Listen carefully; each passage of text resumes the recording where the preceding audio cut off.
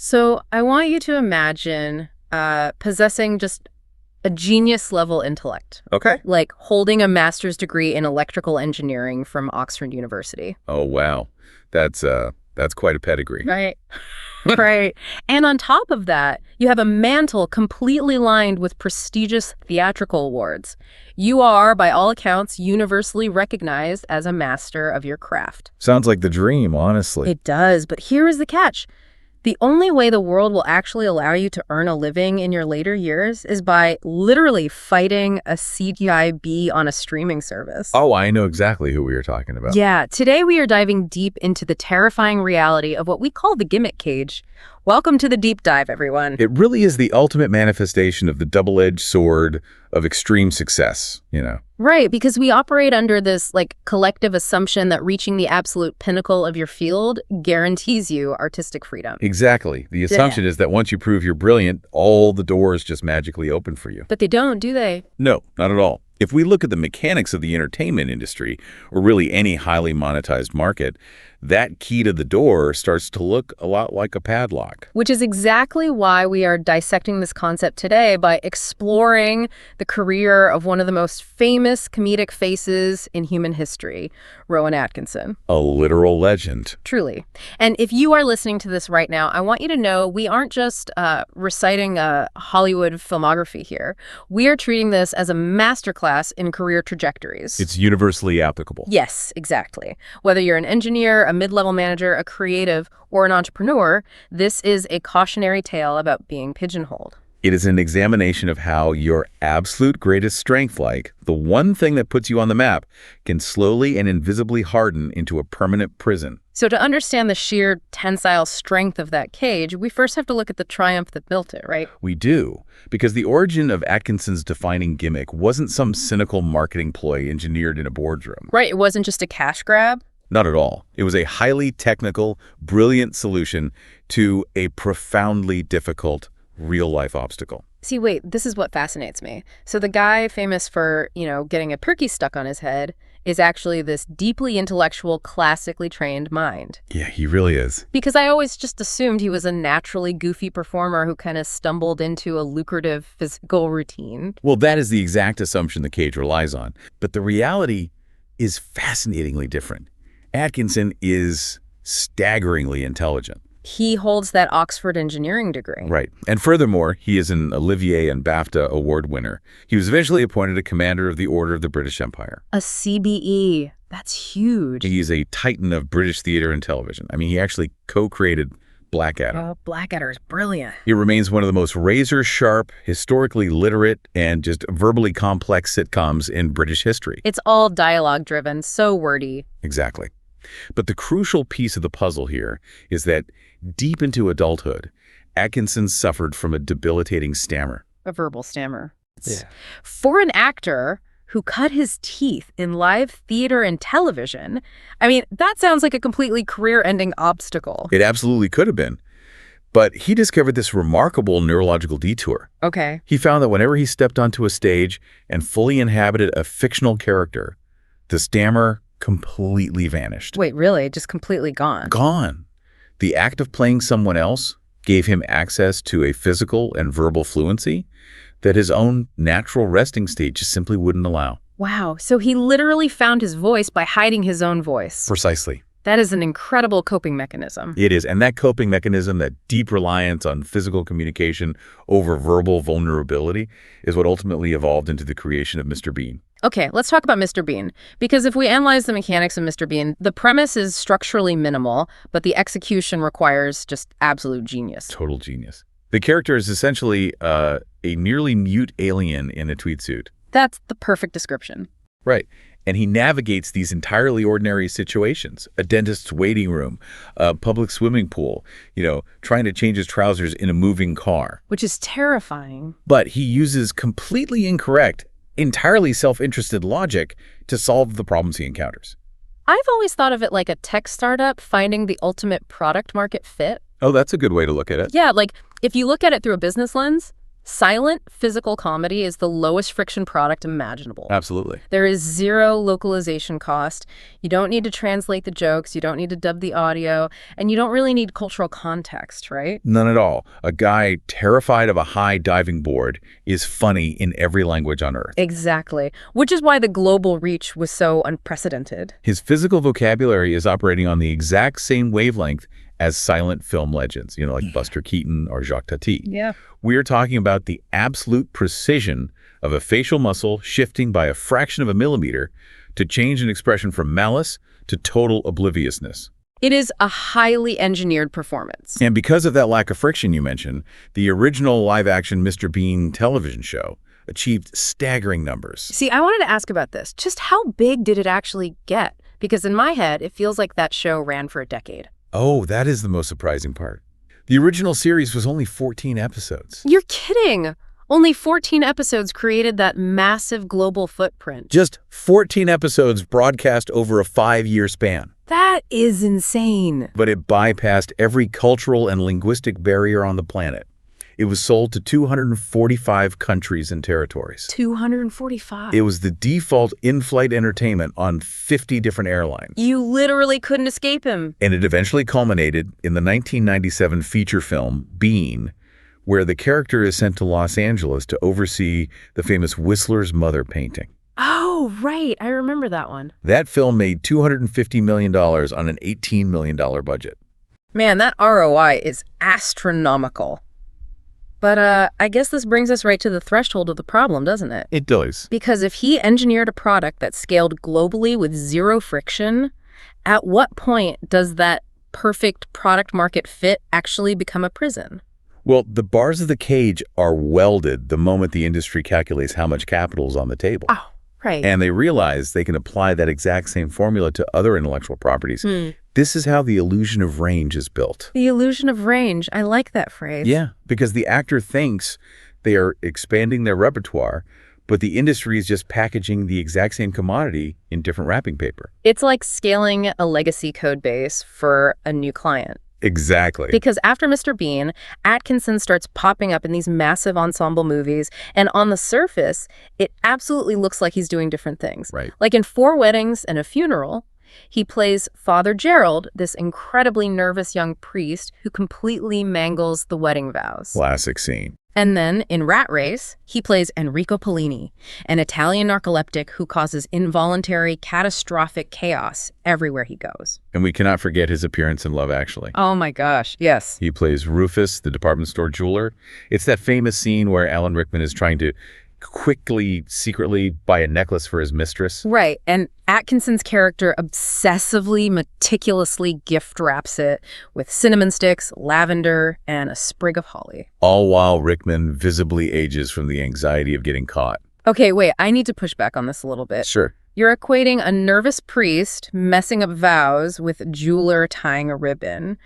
I am just not seeing the structural connection there. Well, think about the underlying mechanics. But isn't that just a great character actor showing his versatility and understanding his personal brand? If you, listening right now, absolutely love that jewelry wrapping scene, why is it fair to call that a cage? It requires looking at the actual comedic mechanics at play. Structurally, these are the exact same joke. Whether it is institutional incompetence, like a priest who fundamentally cannot execute the basic duties of a wedding, or misdirected success. Misdirected success. Yeah, like a jeweler applying vast obsessive competence to an entirely wrong priority. In both cases, it is just Mr. Bean in different costumes. Oh, I see. It is always a man creating agonizing chaos while remaining completely, blissfully oblivious to the social destruction he is causing around him. Okay, I see what you mean now. The clothing changes, but the algorithm of the joke remains identical. Oblivious destruction. Precisely. It expanded his geographical range, meaning he got to shoot in new locations, work with different directors, act alongside massive Hollywood ensembles. Right. But it showed absolutely zero evolution in his artistic range over an entire decade. That's brutal. The industry stopped seeing him as a brilliant actor who could perform this one highly technical routine and started viewing him as a commodity that was only allowed to perform this one routine. And soon, they moved from giving him these fun, scene-stealing cameos to building entire massive franchises around this singular, bumbling persona. Yes, which brings us to the franchise machine. This is where they lock the door, throw away the key, and set up a permanent guard tower.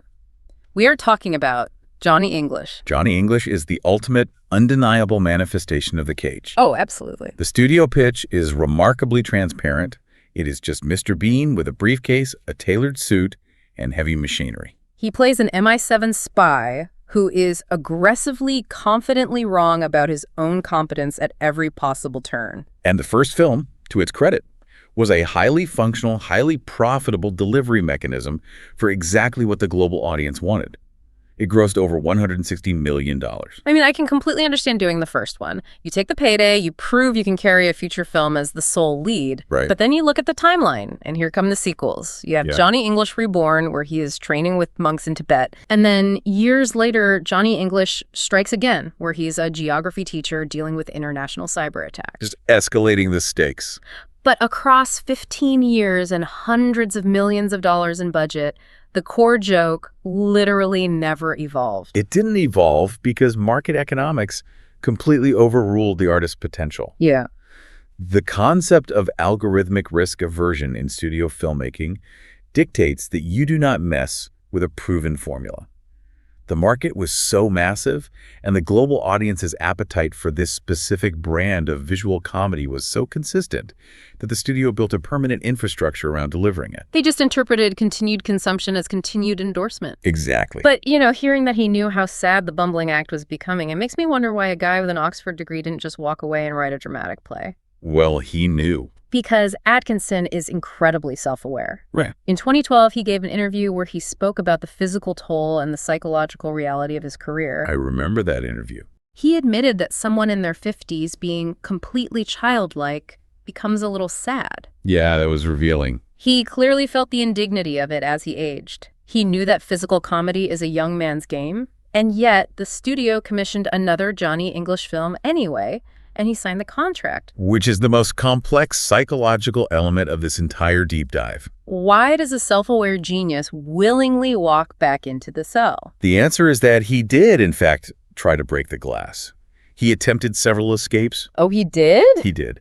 But this is the tragedy of mismatched audience expectations. Yeah. He offered the global market something genuinely different, and the market actively, decisively rejected it. Oh, man. Let's examine those failed escapes, because I think of them like a failed pivot to enterprise software. That's a good analogy. He tried to upgrade his client base, and the market completely revolted. The first major attempt was a film called Keeping Mum.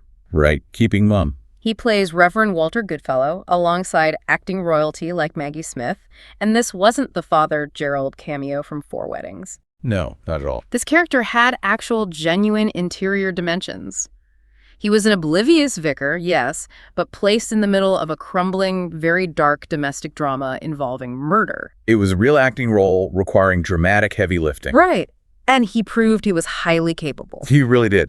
The performance had moments of genuine, grounded comic pathos, but it received a very modest theatrical release, achieved modest box office returns, and left almost zero cultural footprint. The industry simply blinked, ignored the pivot, and moved on. Exactly. But the truly heartbreaking attempt at an escape, the one that proves how impenetrable the cage really is, was Maigret. Ah, Maigret. This is the ultimate departure. It really is. For those who aren't familiar, he took on the role of Inspector Jules Maigret, a classic character created by the author Georges Simenon. Right. Maigret is an incredibly somber, methodical, highly psychological French detective. The entire production is set in this dark, atmospheric, mid-century Paris. To understand what a massive pivot this was, you have to look at the acting technique required for Maigret. It demanded absolute, unflinching stillness. Which is the exact opposite of what made him famous. Entirely. It was the total polar opposite of the rubber-faced hyperkinetic contortions he was globally known for. Yeah. Maigret required a watchful, heavy, almost burdened intelligence. Atkinson had to completely deconstruct his usual tool set. He had to convey authority, empathy, and exhaustion without pulling a single comedic face. And critically, he was genuinely fantastic in the role. He was. He proved that his dramatic acting muscles, the ones he hadn't deeply engaged since his early theatrical days, had not atrophied in the slightest. So why aren't we on season 10 of Maigret right now? If the performance was that good, why didn't it work? Because the demographics fundamentally repelled each other. The audience overlap. Think about algorithmic risk aversion again.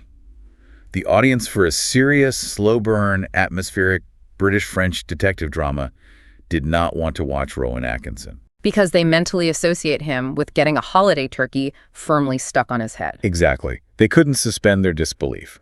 Conversely, Atkinson's massive global comedy audience, the millions of people who bought tickets to Johnny English, absolutely did not want a slow, serious psychological meditation on murder and human misery. So the overlap between those two audiences was effectively zero. Right. The network produced 2 series, and then it was quietly canceled. It was a polite but very firm door closing in his face. A polite but firm door closing. That is a brutal realization for an artist. It really is. You finally show the world what else you can do, and the world says, no, thank you, please go back to falling down the stairs. Defeated by the market's complete refusal to accept his dramatic evolution, he essentially has to return to the only thing the financial algorithms will actually fund. Which brings us to his streaming era. It's not a grim final destination, but it is an absolute masterclass in market captivity. Which takes the form of his recent digital streaming projects, most notably a series for Netflix. We're talking about the series Man vs. Bee. Yes. It is a 9-episode event where he plays a character named Trevor Bingley, who is, let's be intellectually honest here, functionally just Mr. Bean with a first and last name. Basically, yeah. He is house-sitting a hyper-modern mansion and gets into a catastrophic, escalating, physically destructive war with a single solitary bee. And he is navigating this role in his late 60s. And then, because the back-end analytics showed that a massive number of subscribers clicked on it, the algorithm automatically greenlit a spiritual successor called Man vs. Baby. Oh my goodness. Where he is once again fighting household pests and infants. This is where we see the absolute quantifiable triumph of the algorithm over the human artist. It's all data-driven. Why do these shows exist? Because a computer model calculated exactly how many millions of global subscribers would seamlessly, mindlessly consume a physical comedy about Rowan Atkinson fighting an insect. It calculated the localization costs, recognized there were none, and determined it was the safest, most profitable bet possible. The ROI of an aging physical comedian doing his greatest hits far outweighs the ROI of an aging comedian trying to win a dramatic acting trophy. When I look at this entire timeline from a distance, the emotional whiplash is just astounding. It's a lot to take in. Think about the man we described at the beginning of this deep dive. You have an Oxford-educated engineer. You have the co-creator of one of the smartest television comedies ever written. Right. You have a performer who overcame a paralyzing stammer through sheer, undeniable creative brilliance. That is a towering human triumph. Absolutely. But it is deeply sobering that his coping mechanism, his brilliant, frictionless invention, became his permanent algorithmic prison. It's hard to look at.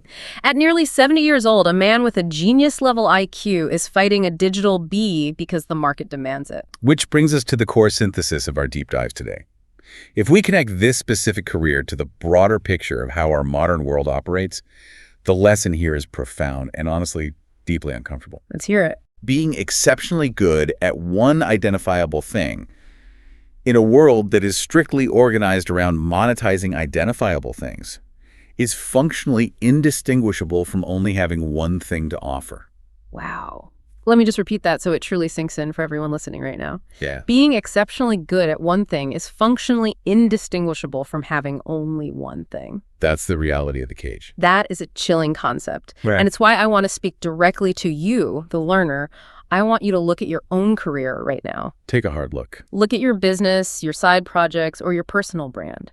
Are you leaning so heavily into your greatest hit, the exact skill that always gets applause, the one specific task your boss always praises you for, the product feature your clients always buy, that you are accidentally welding the bars of your own cage? It's a trap so many people fall into without realizing it. Are you optimizing yourself into a highly profitable corner that you won't be able to escape in 10 years? It is a vital, necessary question to ask yourself regularly.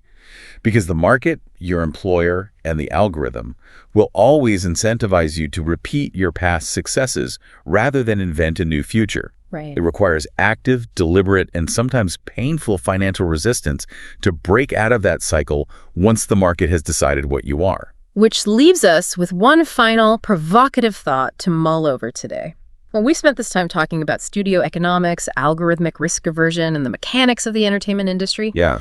But if market economics entirely dictate what art survives and what career pivots are actually allowed to succeed, are we, the audience, actually the wardens of this cage? That is a heavy question. By clicking on the familiar, by demanding our favorite actors just play the hits, by refusing to watch the serious French detective drama because it isn't what we expect, are we complicit in trapping them? We might be. What other brilliant, multifaceted, endlessly capable talents have we, the consumers, completely smothered with our own stubborn expectations, forcing them to be flat, repetitive caricatures of themselves just for our own comfort?